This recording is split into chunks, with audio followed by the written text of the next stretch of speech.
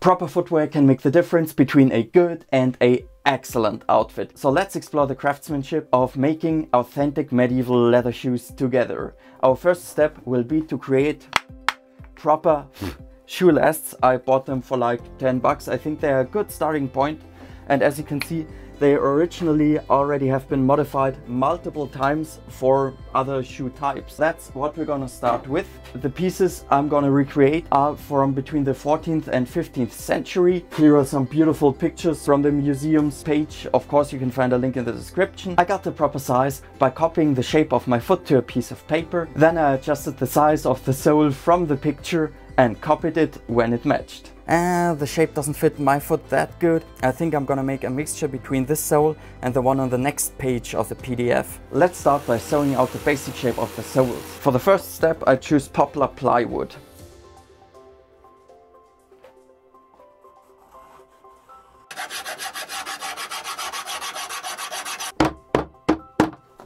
Now I'm gonna connect the components, then I'll take the measurements of the lasts and of my feet and try to get them as close together as possible by removing some material or adding some. I'll start though, before the connection, by removing a bit here at the front though, in order to get a larger connection area.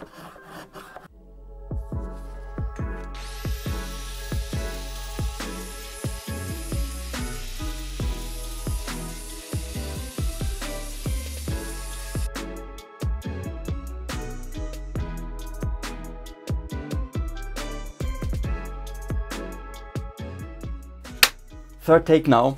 As you can see, I only flattened them basically, and I'm already like 5 to 10 millimeters too small.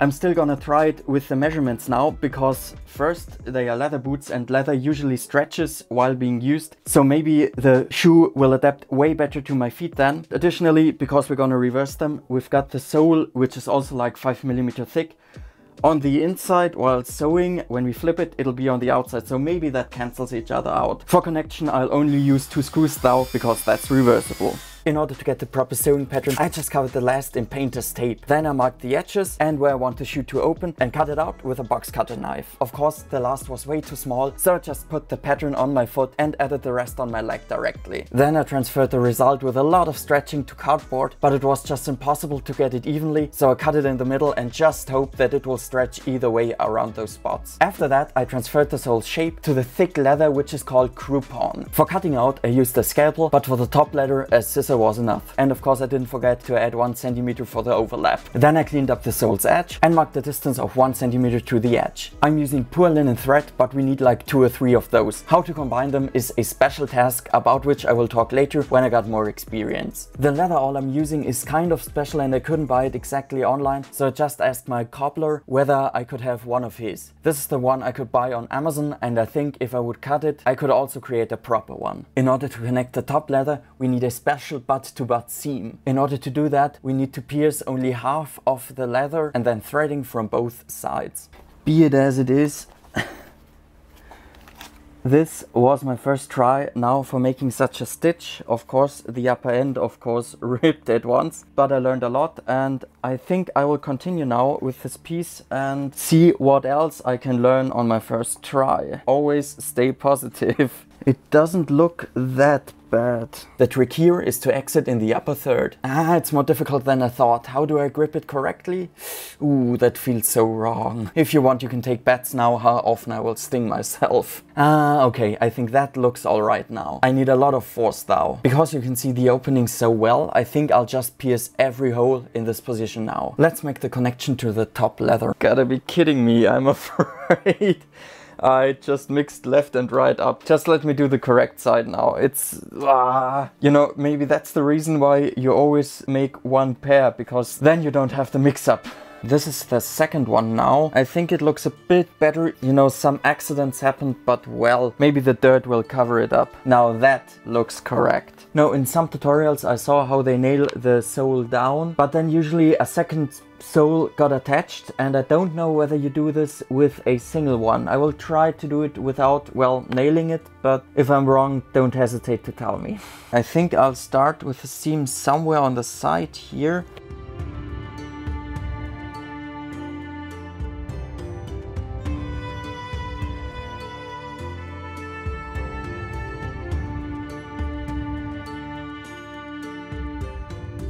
I added an extra stitch here right at the front, but you can already see it's quite difficult to bend around the shape. But the thread's working out excellent. I think I'll show you with the next one how I did that. Yeah, it looks very, very strange here. Maybe I can pull it a bit up.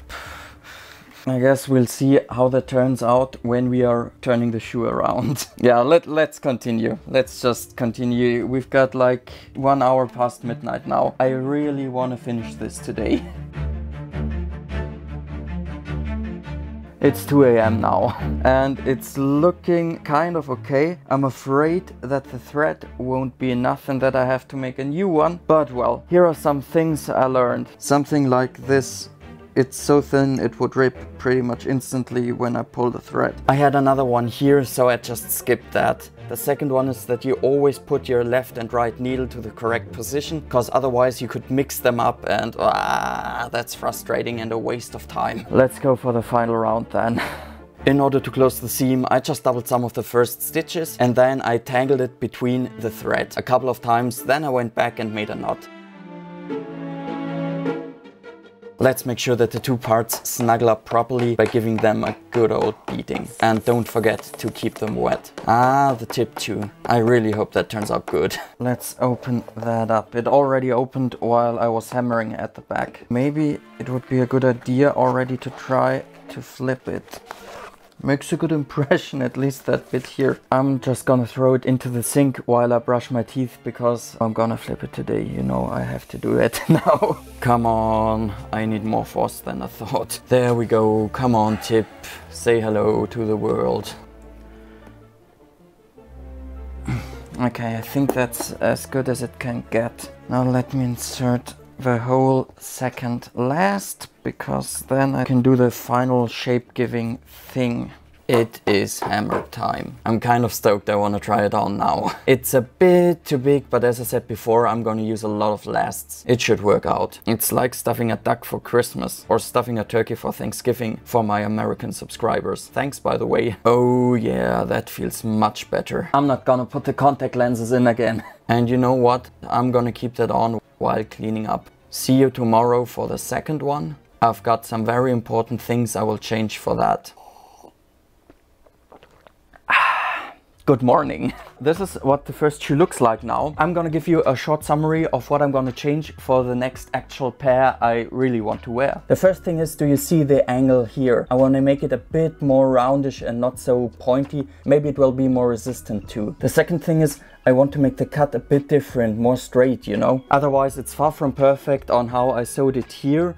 But I got a lot of practice. I think I can continue now. The leather is quite thin here. I got one that's like 1 millimeter thicker, which I'm gonna use now. In addition, I give the authentic shoemaker of my choice a call, and he said that it's okay if I nail the sole to the last. If I like hammer it afterwards and put a lot of oil on it, then it shouldn't be a problem. I'm really stoked right now. I'm in the euphoric phase of the project now. All the leather I'm using, by the way, comes from the Leatherfabrik Renz, which I can only recommend. And a link to the shop is in the description. The shoemaker I was talking about, by the way, is Stefan Schneidwind, the ones from maßwerkschuhe.com, which I also linked in the description. Check him out if you want shoes like the ones I'm making from someone who got multiple years of experience. The leather, of course, is vegetable tanned, and all the small imperfections you're seeing are natural. They are because I bought like the second class. I think that's okay for the shoes, and it also looks more medieval, more authentic, a bit more worn down. I should have tried the cut earlier. This is so much easier. Normally you'd have a thick spot where the thread leaves the needle, but that's something we can't have here. We basically have to make our own thread in order to make a smooth transition. I already prepared 5 straps of those, and now we'll combine them into a big one. Here are the 5 threads, which I already cut in different lengths. Now we have to open the ends like this, you know, twirl them apart and then rip them apart from each other. Oh, I shouldn't throw that to the ground because then it will just get picked up again. Now I look where like the middle is, the middle thickness. Then we are here. Yeah, more like here. As you can see, they close up. Now we have to twirl them together even more. Now I'm trying to make a seamless transition. Stuff them into each other and weave them together if possible. This little fella here, of course, too. Now comes the second trick, because we've got to pierce through the thread in order to make it even more seamlessly. I'm not using a normal needle here, by the way. It's a steel bristle and I can only highly recommend it. It's an eye-opener for leather work. Now let's twirl them and maybe go through 1 or 2 more times. Now we're gonna fuse it together with bright seasonal pitch. And that's what we're gonna do with our whole 3 meters, which we need for the sole. And that's how it's supposed to look like when we're finished. And as you can see, we don't have a big spot after the eye. Let's nail it. When it's properly soaked, it's like piercing through butter. Dang, was I stupid before. Because the pitch is so tacky, we need a special technique. First we insert both of the steel bristles through both of the holes, then we pull one side through, but with the second needle we have to pull a bit of the thread back again, because, yeah, well, it's really tacky. And otherwise we maybe could rip the thread completely away from the needle, and then we'd have to make a completely new one.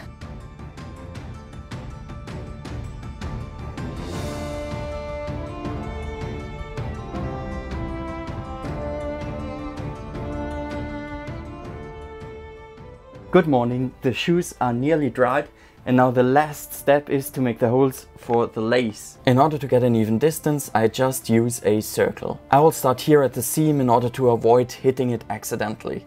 Just make sure that the distance to the edge is equally.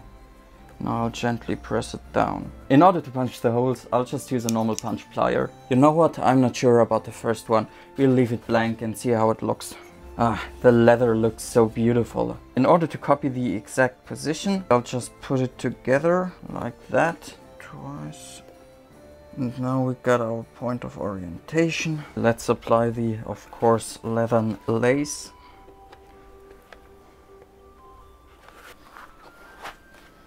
Yeah, I'd actually say it feels pretty good. Call me crazy, but it feels like it was made to measure.